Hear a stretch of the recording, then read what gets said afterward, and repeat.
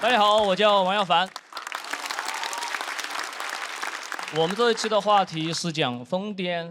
我之前确实是一个法医，后来开了一家餐厅。大家不要担心，我们餐厅大部分食材都是通过正规途径采购来的。其中还有一小部分是我们的特色食材。其实是那个法式焗蜗牛里面那个大蜗牛。我们开发了一系列的蜗牛川菜，然后在成都最繁华的商业街区开了一家蜗牛主题餐厅，是不是很有创意？赔得老惨了。开餐厅真的太难了，管理员工就很头大，就是我们很多员工很年轻，顾客是不是上帝得看员工是什么心情。他们心情不好的时候是会和顾客吵架的，所以我经常劝架。我去了之后就把顾客拉到旁边赔礼道歉，我说实在是对不起，你不要跟小孩子一般见识，那孩子这里不太正常。然后过来安慰我的员工，你不要跟那顾客一般见识，我发现他这里不太正常。你要知道我之前是法医，你得相信你老板的专业。那有的员工呢，他会在某天早上睡醒之后突然想明白一些道理，然后决定不上班了。劝都没有用啊！到最后我说这已经到点了，你不来上班，我们可能就要扣钱了。他说那扣就扣吧，我一个打工的，你除了扣钱还能把我怎么样？真的没办法，你们也这样想吗？真的，我作为老板，我觉得扣钱就算抓住了他们的命脉，结果人家根本没有卖。所以我在餐厅主要就做2件事情，要么在劝架，要么在顶岗。要么劝完架马上顶岗。那些顾客结账的时候会跟收银台小妹提建议，她说你们那个年纪大的服务员得加强培训。那服务员一看指的是我，赶紧跟顾客道歉啊，不好意思，你也不要跟他一般见识，他呀这里不太正常。其实这都小问题啊，也不至于我们餐厅亏。我刚才有一个细节没有介绍，就是当我们把所有的人力、物力、财力全部投入之后，准备大捞一笔的时候，刚好就是2019年底。不仅没人啊，我们的特色食材蜗牛没有过几天之后，就被网络平台单方面判定为野生动物，封杀屏蔽了。蜗牛2个字变成了星号。所以当时如果你点进我们的商户界面，你会发现我们有很多好评，但是你读不懂。哇，这家餐厅的星号真是太好吃了！我没想到星号可以做出如此美味。我要安利全世界的人来成都吃他们家的星号。但我之前那个法医同事啊，看到这些评论还来问我，他说老王，你们餐厅到底用的什么食材？我能不能也开一家？那段时间经常都是借钱发工资的，那小伙伴领了工资之后喜欢聚餐，火锅、烧烤、K 歌、洗脚，一起碰杯，发个朋友圈，附上文字“岁月静好”。那有的人喝得太高兴了，忘了屏蔽我，被我看到了，那我忍不住在下面回了一句：“哪有什么岁月静好，不过是有人在负债前行。”过一会儿我就觉得不对啊，不能跟员工这样讲，马上跑去删评论，发现找不到了。果然还是把我屏蔽了。我们还给一些单位提供了一些团餐、会议餐，但是有的单位他结账，他要拖很长时间。我每次去要钱，他们说还在走流程，还跟我解释说让我不要着急，他们只是流程慢，毕竟他们体量大，他们瘦死的骆驼比马大。事实证明，他们流程确实很长，就是我们餐厅都倒闭了，他们还在走流程。那个欠我们饭钱的大单位，那个死骆驼。那成了压死我们这根稻草的最后一个骆驼。我们倒闭了嘛，最后退场就请了很多二手商贩来回收我们的设备，就拆空调、搬桌子啊这些，几十个人在餐厅忙活。那是我们餐厅开业以来最繁忙的一天。那我看着那个场景，我就感叹，我想起一个词“鲸落”，就是说大海里面那个大鲸鱼死了之后啊，它的尸体可以滋养成千上万的生物。啊，我当时觉得好悲壮呀。但马上又觉得不对，人家规模大的才配叫鲸落，我们这个规模那就好比路边一条流浪狗死在了绿化带，所以我们不配叫鲸落，只能叫狗带。没办法。后来呢，我一个那个法医同事，听说我把设备卖了，他也觉得挺可惜的。这早知道把设备留给他了，他也想开餐厅了，他也有特色食材。好，谢谢大家。大家好，我叫王耀凡，今天来跟大家聊一下我的工作。我是一个法医。对，大家平时应该很难见到法医，尤其是活着的时候。前2年有一个很火的话题，他问：假如你的老板掉进河里，你的专业能为他做什么？我的专业得等。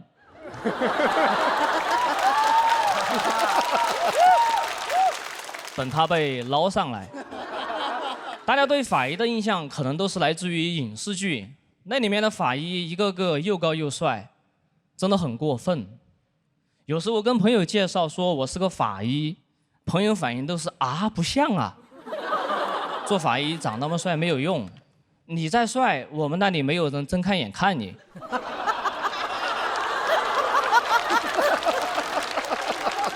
不可能说外面来一个很帅的法医，里面就开始尖叫。这个法医好帅呀！我死了，我死了。不会。所以在我们那里，长相不重要关键是要有力气，因为得抬来抬去嘛。我刚做法医的时候，手脚很笨，抬到一半掉在地上，真的丢死人了。哎呀呀呀呀！哎呦我天哪！我当年学法医完全是个意外选导师的时候，有些很热门的导师我怕抢不上，于是我选了一个相对冷门的。导师听说有人选他也很激动，约我马上见面，但是见面地点在太平间。我就看着那一排大冰柜，心想我选的冷门导师该不会是冷柜专业吧？那一见面导师就告诉我，他说：小王，欢迎加入法医。我说：老师，您的简历上没有写法医。他说：对，之前写了没人来。我就在想，我到底要不要继续来学法医？然后我导师一句话点醒了我，他说：小王，别的专业各有各的好，但我们法医绝对不会有医患矛盾。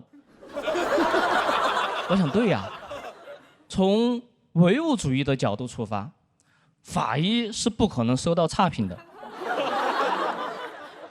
很多人一提到法医会联想到一些恐怖的情节一个人面对尸体其实一般不会因为涉及到一些证据的有效性，我们法医很多时候是不能单独面对尸体工作现场人很多，有拿刀解剖的，有拍照摄像的，还有新来的在旁边吐的。有朋友很好奇我们法医的收入就别的单位我不了解，在我们单位，我的收入方式是计件的。境界太地狱了。就这种薪酬制度，你要在别的行业可能很科学，但是在我们这里很难提高我的工作积极性。想加班是没有机会的，这个机会也不能自己去创造。真的很喜欢在台上讲段子很喜欢这里的氛围，这里活人多。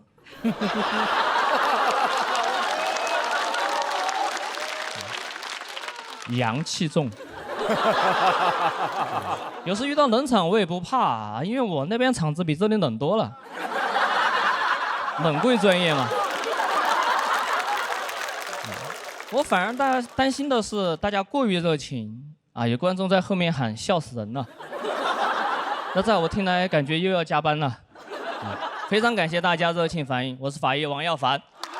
大家好，我叫王耀凡。我之前是一个法医，但是我从来没去过案发现场都是别的法医打包带回来。我们在一起分析死亡原因这人死于脑梗，这人死于心梗，这人死于谐音梗。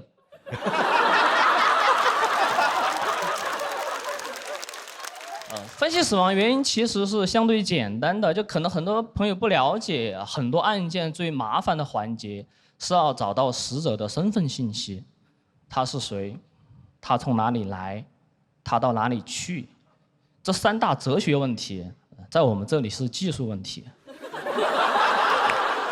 因为很多人他出门不带身份证，所以我经常提醒大家，就是你出门还是把身份证带上。万一临时出个差，不知大家发现没有啊？就是每一个小圈子里，学医的朋友一般都很受欢迎，因为他们有一些关系可以帮忙挂号。我就是个例外，就他们挂不上的号，我也挂不上。我有那些关系的科室呀，都不用挂号，他们也不想去。好在我这个专业在家里还能发挥一些作用，那一到节假日，我的爸妈都盼着我早一点回农村老家，回去杀鸡。他们觉得我杀起来更专业，找准要害，一刀毙命。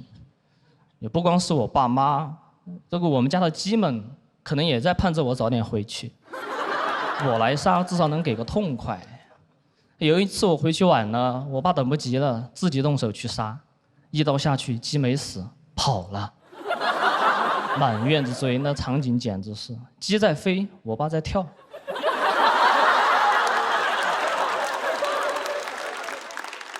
法医杀鸡真的很容易啊，就是但带娃就一言难尽的。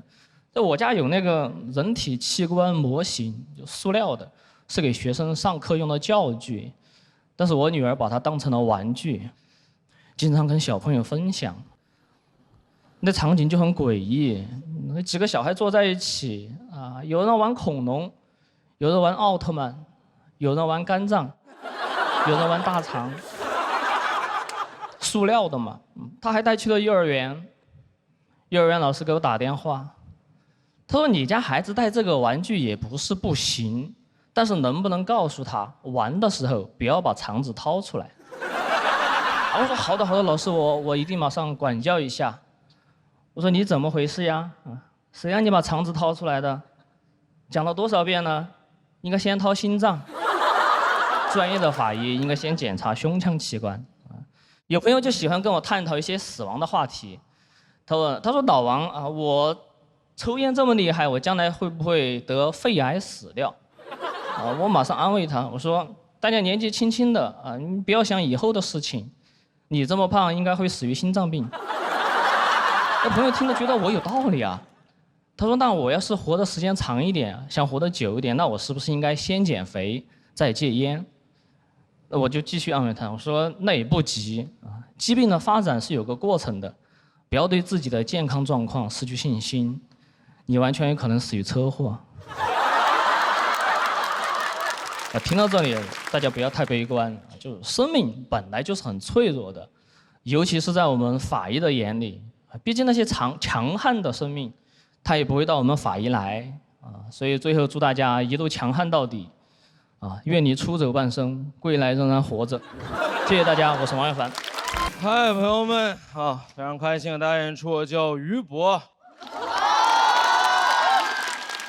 来自一个教育大省，山东，黑龙江。可以，鹏哥接着释放吧。老七讲什么辽宁抚顺东北小城市，我说他妈这不纯南方吗？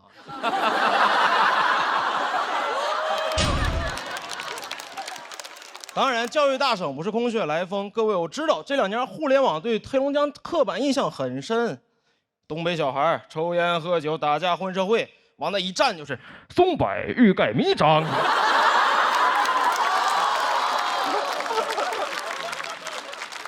黑龙江是全国最重视基础教育的地方，拥有全国最高的高中就读率。各位可能不知道，比北上广深高多了。我们家小城市60万人，7所高中，没有中专和技校，每个混混都有文凭。你去看每一个打你的人，都会三角函数。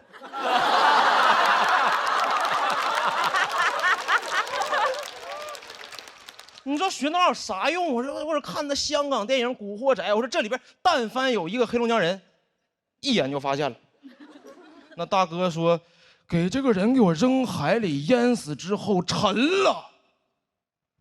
大哥不行，因为浮力公式 F 等于ρ略 G 为排，淹死就飘了。重视教育，读书改变命运这个观念刻在我们骨子里。从来不掩饰读书的目的，很直接，很夸张。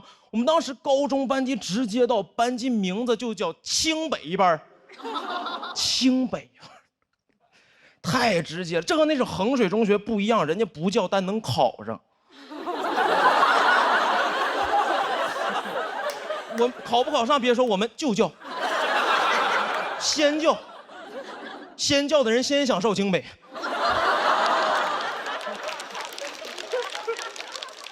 但这个名字太重了，老师第一天就会拿名字骂我们，往那一站，很刻薄。30个人，你们30个人在这个班级呀，就必须上清北，谁不上，谁是班级的失败者，是 loser。但那年清华北大纯裸考在黑龙江就招20人。最好情况，我班得含泪开那么10几个被迫上其他985的 loser。这种班级太吓人，为了清华北大布置各种各样标语，奔清北梦清北，整个班级布置的和那个清华北大主题乐园似的。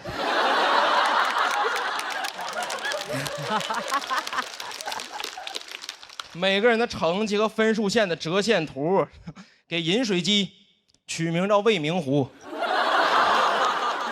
在这儿学习，批卷不敢使劲儿，得清华。天天在乐园里边学习学懵了，说一会儿6点半有没有校长坐着花车游行啊？没有，这个名字很重，老师会拿这个名字骂我们，很多事儿干不了了，玩手机什么的。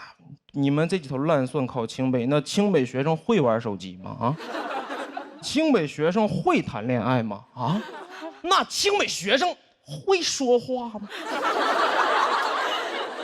你也不知道是骂我们还是骂清北学生。往下边一坐，我都纳了闷了。我说他们到底会什么呀？这群不会玩手机的单身哑巴。高考那年确实失之交臂，没考上，因为自己会太多了，被迫在上海同济当了4年 loser 啊。哦，这个事儿不值得哦，因为说实话，这不是我想学的。但那种教育观念里，如果你没去到那2所最好的学校，很多人生你就不能选了。当时特别想去北京人大学社会学。我妈说社会学你上什么人大学啊？你上社会上学。听妈的，上海同济学计算机。我说那计算机为什么不在网吧里学？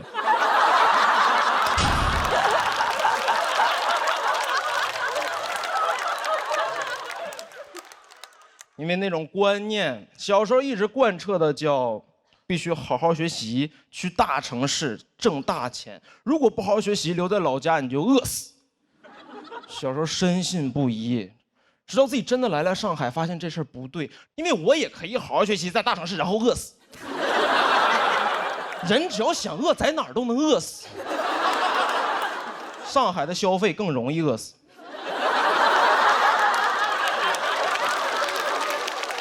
但说实话，刚考到上海那年，整个人还是沉浸在自己走出了那种小城市的幻境里边，觉得自己哎呀，哥们在上海打工干个3、5年就买房买车了，你们在老家什么东？直到今年过年回家参加了同学聚会，所有人除了我之外留在老家都买车，所有人在老家都是开车来的。同学聚会只有我一个人，零下30度走了2公里去的饭店。只有我一个人进饭店的时候，眼镜是上霜的。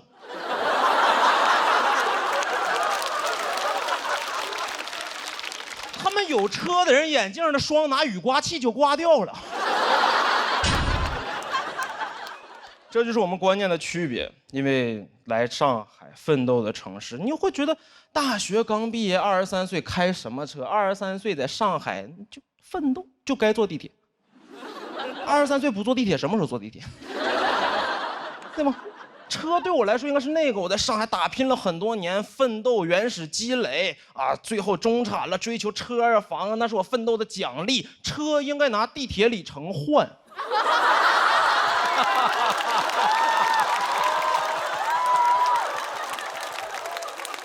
但在老家不一样，老家什么奋斗的奖励，你只要活到一定年龄阶段，爸爸妈妈就会给你买房买车，不是奋斗的奖励，算签到奖励。在线时长够可以了。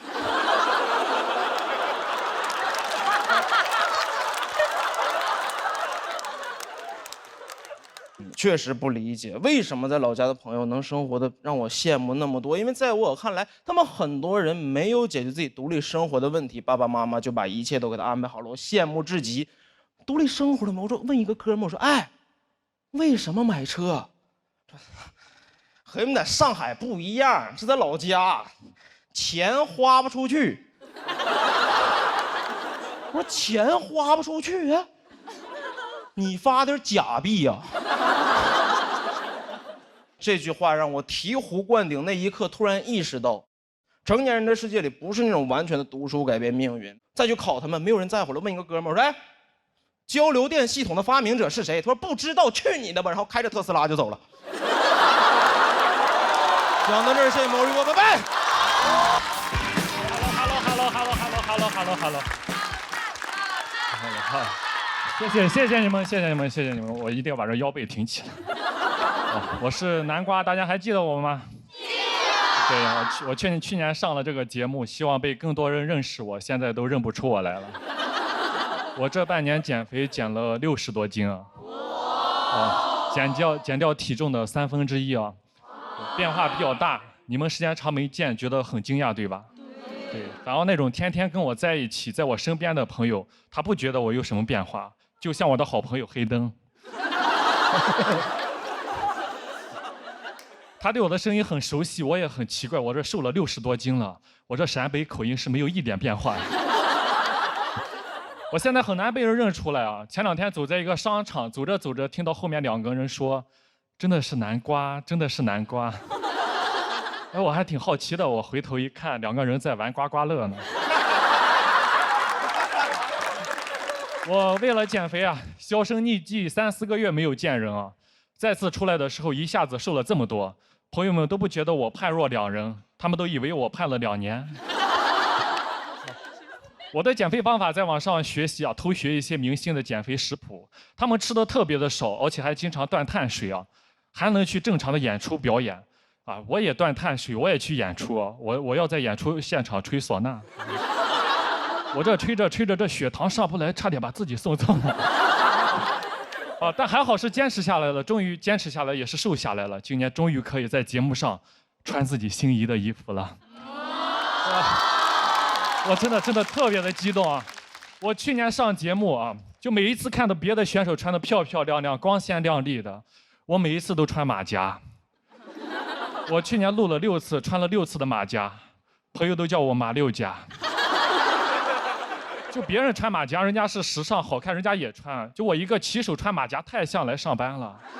我进棚被保安难过好几次，说外卖不让进。去年总决赛我是到现场来当观众的，导演说可以随意穿搭，我很开心啊。我逛了很多商场、很多服装店去挑了，试了很多衣服，没有一件适合我。我当时我就让导购推荐一下，导购说先生你就适合那种运动户外宽松带拉链的那种。我说你想说马甲吗？我感觉我整个青春都是马甲。我很难过，我下决心，我不甘心，我第2季一定要减下来，我一定要穿自己心仪的衣服，不能再穿马甲了。但我发现我不管我多么努力，直到今天我始终摆脱不了马甲的命运，因为我有马甲线了。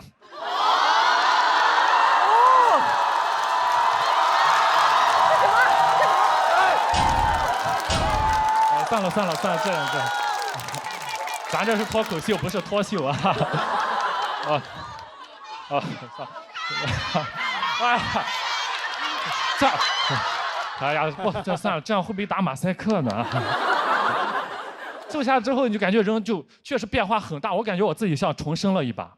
我把自己的照片发在自媒体上，网友特别的，他是特别好，都夸我，夸得我特别激动。他们就叫什么南大，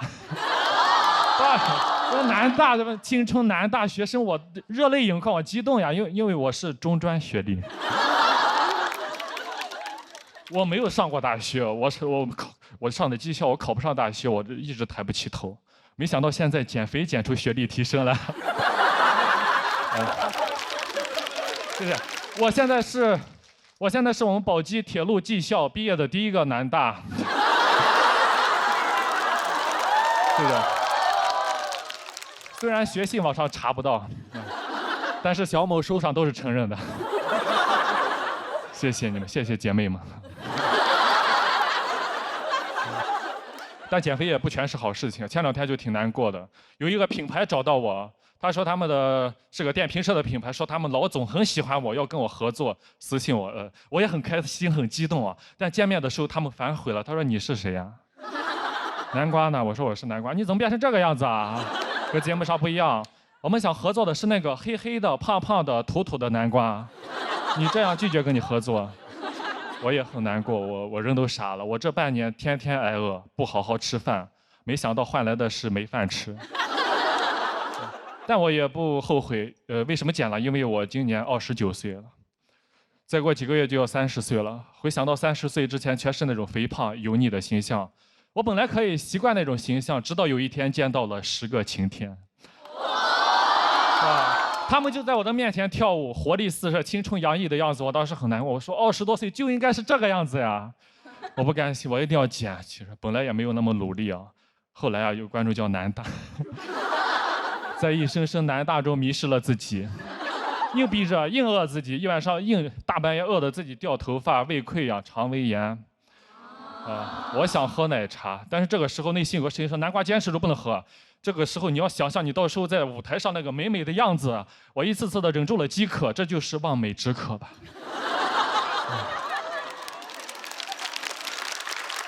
我朋友说，你也没必要这么忍着，你可以喝统一冲服无糖茶，真的好喝，一口冲服茶香倍儿足啊，喝了之后和南大一样冲服满面。真的，我终于坚持到现在了，终于在台上，就是现在我真的绷不住了。其实这回啊，我后台已经摆好了烧烤、炸鸡、汉堡、油泼面、biang biang面、刀削面。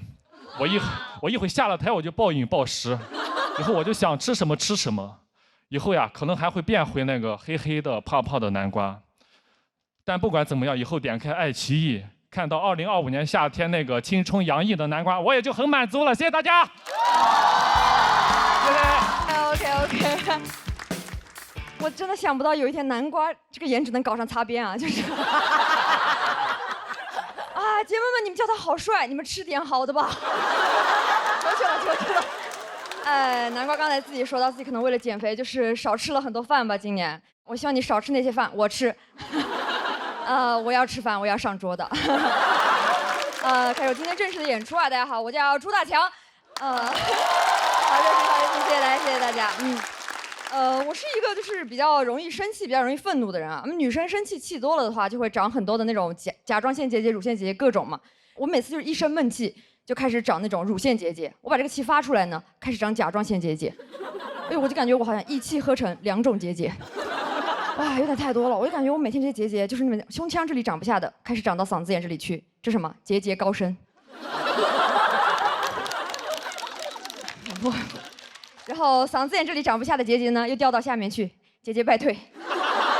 然后在我体检的时候，医生跟我讲啊，说是90%的女人都会长结节的。哇，我就感觉如果这么高的比率都拥有结节的话，它就不应该再是一种疾病了，它应该成为一种新型的器官，对吧？而且我觉得如果都是女生来长的话，我们以后这个新器官给它叫一种新名字，我们以后叫它妇女节。我觉得我爱生气吧，这个东西完全也怨不得我，是因为我感觉每天我生活中那种看不顺眼的人有点太多了。哇，有些人真的在公众场合边界感有点太差了。我有次在那种餐厅里面吃饭啊，我隔壁桌有个哥们在那里猛抽烟，哇，抽烟抽到我感觉他要在我旁边那种原地升仙了，我就开始过去大声呵斥他，我说公众场合不可以抽烟的呀。哦，他自己还气上了，他开始那种恶狠狠地瞪着我，然后一边瞪我吧，一边有点想放点狠话，我感觉他有点咽不下那口气，也有点咽不下那口烟。然后他开始拿着那个烟恶狠狠地开始把那个烟攥灭在自己碗里的饭上，我有点看不懂，我说这是在用不吃碳水表达自己的愤怒吗？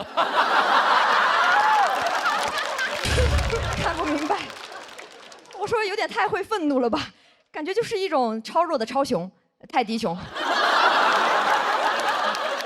挺可爱的。哎，我觉得如果他真的想就是当狠人的话，他应该一边抽一边灭烟，一边把那个烟灭在自己的头上，对吧？啊，一边抽烟一边烫头的，看起来就那种超绝狠人。哎，我真的很看不惯那种在公众场合乱抽烟的人啊！我唯一能接受人在公众场合冒烟的情况呢，就是他火化。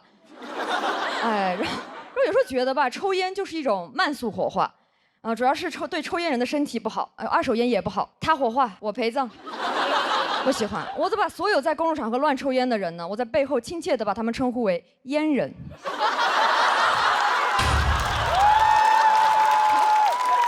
哎呀，我好恨烟人啊，真的。哦，特别是那个烟人，有时候走路走在我的前面，你就感觉他一路走一路排放尾气。我说这种人为什么不去走那个机动车道呢？对吧？你要走路走在我前面的话，你最好是寿命上也走在我前面。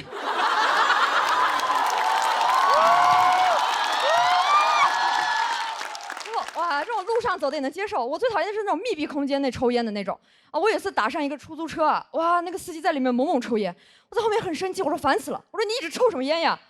他说我抽软中华呀。谁问你了？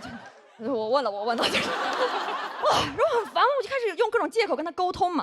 后来发现各种借口都不管用，直到后面跟他讲，我说我怀孕了，闻不了烟味，然后他才把那个烟吸掉。哎，我就感觉好像我怀了个人的时候，我才能被当个人尊重，我就感觉很悲凉。但是我后面就发现吧，我这个人，我感觉我也是那种母凭子贵了。我现在是一个熹贵妃，每天到处吸一些二手烟。母凭子贵。而且现在吧，我有时候会发现，就是怀孕对于劝阻抽烟来说，这个借口还蛮好用的。所以我现在就是那种随时随地乱怀孕。哎呀，我一出门就怀孕，一出门就怀孕，这个世界太危险了。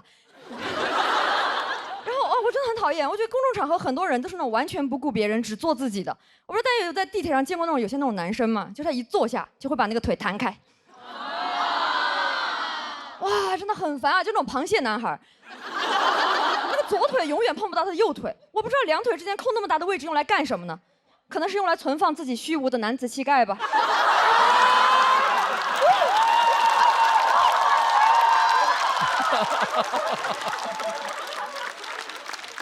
不理解，不理解。但有时候这种大男人坐姿真的会影响到我的，因为我有一天坐地铁哈，我旁边那个男士也是一坐下就把那个腿弹开了，而且他那个腿越弹越开，越弹越开，他有点太放得开了。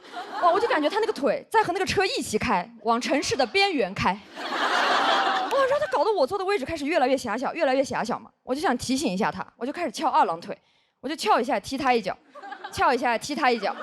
哇，我真的每一脚都踢得巧妙又刻意。甚至吧，为了能够多踢他两脚，我还陪他多坐几个站。然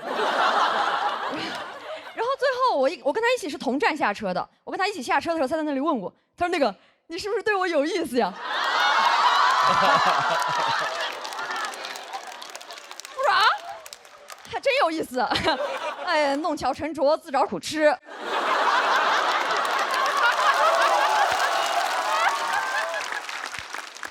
他还在那里问我，他说那个，要不我们加个微信，没准我俩挺合得来的。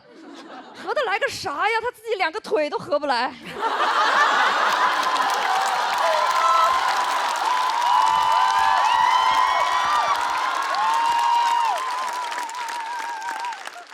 而且我真的感觉他自己两条腿已经构成了一种开放式关系了，太 open 了。不是很想加入，我也不喜欢这种随时随地会劈腿的男的。不喜欢，我也不喜欢异地恋，以后见他的另一条腿还得去隔壁车厢。不喜欢。而且还有一些那种，我觉得他们都不是把那种公众场合当自己家客厅随便坐了，是把公众场合当自己家厕所，随地小便。就那种深夜街头啊，什么街道那种路灯，然后行道树都是他们的什么小众打卡点。他每天在那里随时随地标记自己的生活。我有时候觉得吧，如果它有个柱子就可以的话，我们不如以后就把那种男厕里面那种一排小便池，我们就换成一个小柱子，对吧？啊，俗话说得好，8个好汉一个庄嘛。够了，就他们够用了。然后我们就把那种省出来的空间全部拿去盖女厕。这样以后我们上女厕也不用每天在排队了，然后看着空空荡荡的男厕，啊，以后大家都方便了。或者说感觉吧，就其实那种随地小便，从古至今都是会受惩罚的。你们知道那个孙悟空就是因为尿在如来手上，对吧？一开始我感觉他大闹天宫完，如来本来想着要不关他15天算了，后面怎么抬手一看，怎么他上厕所，我洗手呀？哇，好脏呀！反手就是一个镇压，对吧？我觉得这种镇压力度还是不够啊，现在还是老能看到。我以前在那种酒吧门口看到2个男的喝多了，那个酒吧门口有个大柳树，2个男的出来就开始对着那个柳树开始滋了。我路过以后在那里很生气，我说你们2个干什么？其中有一个就喝大了，但是他很有礼貌，他开始跟我道歉，他说不好意思，然后说着不好意思，他就转过来了。我说收起来呀。哎，然后之前讲完这个随地小便的段子啊，有一个观众姐妹特别可爱，她有天在那个微博上给我发私信，她说大强，你讲这个段子我太有共鸣了，我今天也遇到一个男的随地小便，然后啪给我发了一张照片。我有点看懵了，我至今都不知道那个姐妹是距离多近去拍的那张照片啊，因为她那个照片刚发给我，我点开就变成灰色消失了。姐妹勇啊！我就希望这种现象也跟那个网上一样吧，生活中也可以尽快变成灰色消失。哎，谢谢大家，我是朱大强，讲到这里。好，同学们上课了啊！我呢是一个高中的班主任，给大家稍微公布一下我的教龄啊。好，从9月1号到现在，咱们也是教了1个学期了。哎，我整个人长得就特别不像一个新的老师，整个人湿气特别重。我以前上学的时候，身边很多人不知道自己以后该干什么了，就去考一张教资。我不知道自己以后该干什么了，我一照镜子，哎，就差一张教资了。很多新的老师，他们的身份呢，从学生转到老师，特别不适应，觉得自己讲话太客气了，镇不住学生。在我这儿从来没有这个问题。我的室友呢，他也是一个新的老师，他特别紧张，因为他长得比较稚嫩。他开学之前呢，就在网上一直在搜新教师攻略。他甚至还去搜了新教师发火逐字稿。我说你现在不光身上有学生气，每天还要上网学生气。而他上网找了很多老师的这种经典语录，他找了以后呢，不管不顾，直接往班里边就带，一进去就你们就是我带过最差的一届。哎，我说有没有可能他们是你带的唯一的一届呢？我就跟他说，你不要整那些没有用的，浪费时间。我告诉你我怎么做的，我开学第1天一进班，什么都没说，我就抱着手在讲台上站了2分钟，我就看，一直看。看到后来我们班最后一排一个男生那纸突然掉地上了，我轻轻说了4个字：下不为例啊。哎，就那一瞬间，我看到我们班小孩的表情，我就知道，老娘天生就是干这个的。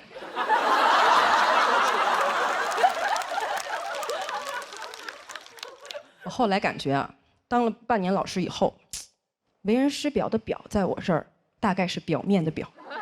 说实话，现在教学水平有点配不上我的长相了。哎，我们班小孩老跟我说，老师这个不会那不会，在班里边特别紧张。我说你们紧张什么？我跟你们一样紧张。很多知识点，老师就比你们早知道1天而已。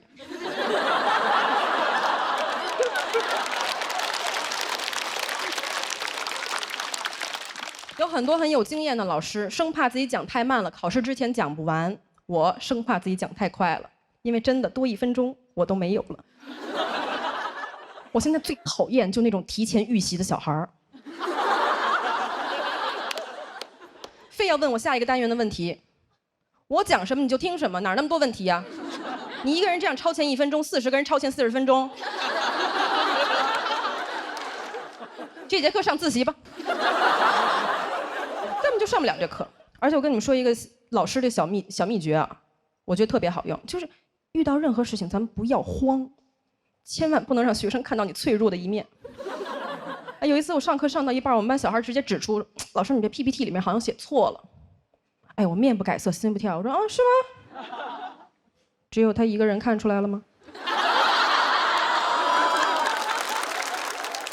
老师觉得很失望，很失望。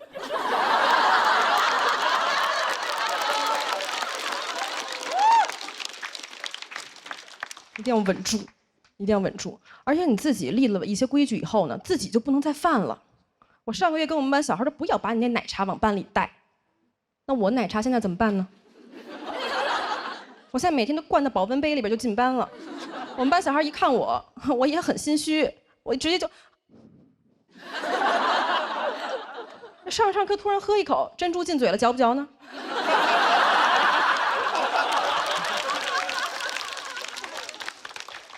哎，我经过我们班小孩听他们在那议论我，我听得特别清楚。他们说现在老师是不是压力有点太大了？怎么老在这生嚼茶叶呢？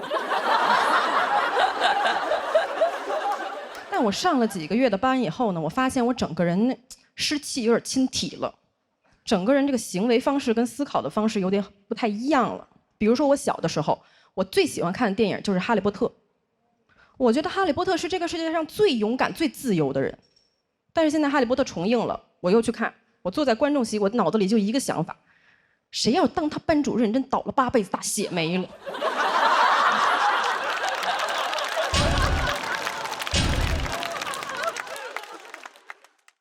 我从电影院一出来，我给我同事打电话骂了半个小时。我说他想干什么呀？啊，整天逃课打老师，真当自己是小英雄呢。为什么当时我那么生气？我说真的，有点共情斯内普了。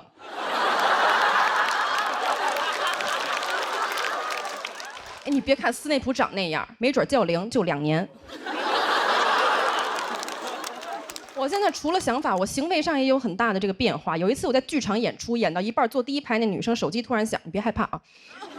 手机突然响了，我都不是被她那个手机铃声打断，我忘词儿了，我上去就，差点把人手机当场给没收了。还有刚刚气氛组，就是拍灯之前没有举手。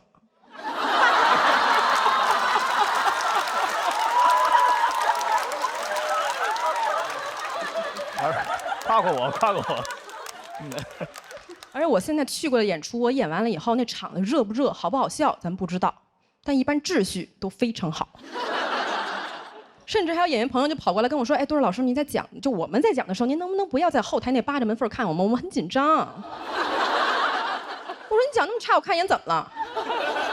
这么不幽默，下不为例啊！”我今天其实跟大家讲这么多呢，还是想跟大家说，就是老师呢也是活人，就我们下了课以后呢，也是会讲讲开放麦呀、喝喝奶茶什么的。所以呢，如果有我的学生在看我的这个演出呢，我还是想跟你们说一声：作业写完了吗？看什么呀？我今天先讲这么多吧，因为多1分钟老师也没有了。谢谢大家，我是墩儿。